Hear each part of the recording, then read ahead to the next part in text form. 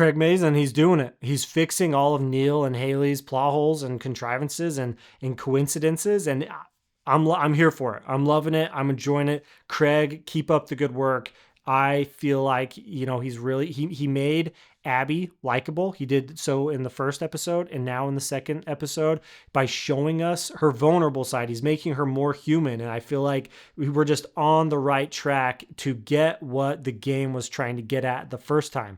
And I feel like this is what we're all here for. This is exciting. Compared to the game, I mean, now Abby, she has way more info than just his name and his brother's name. She has more information to go off of. He instead of Tommy just being like, "Hey, what up? I'm Tommy, and I did some bad stuff. This is Joel. He killed your dad, I'm pretty sure. And are you Abby? Because I think you want.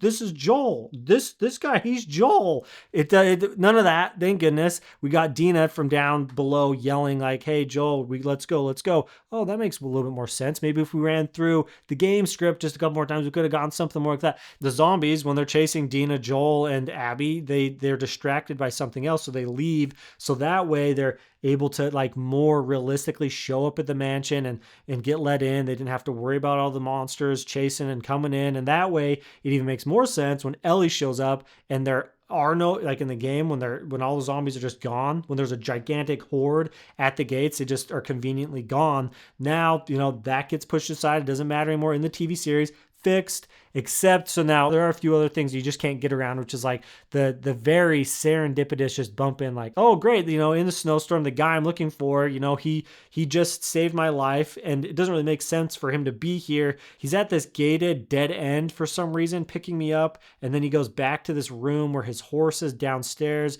Why was he upstairs when he could have just escaped originally? Don't want to get too into it, but it just doesn't make a ton of sense. And then there's like, the Joel not defending himself thing. Like, honestly, even then when he just was sitting there, I was like, hey dude, just be like, hey, you go ahead and kill me, but just for the record, I would have hoped that your dad, in my same situation, if you were about to be killed on an operating table, I hope that your dad would have loved you enough to kill me, the surgeon, to save your life. I would imagine he would have more than likely done the same thing if he had the same love that I have for my daughter.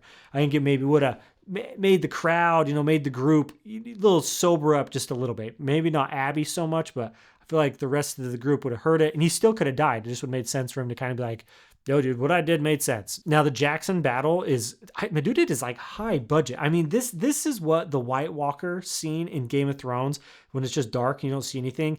This is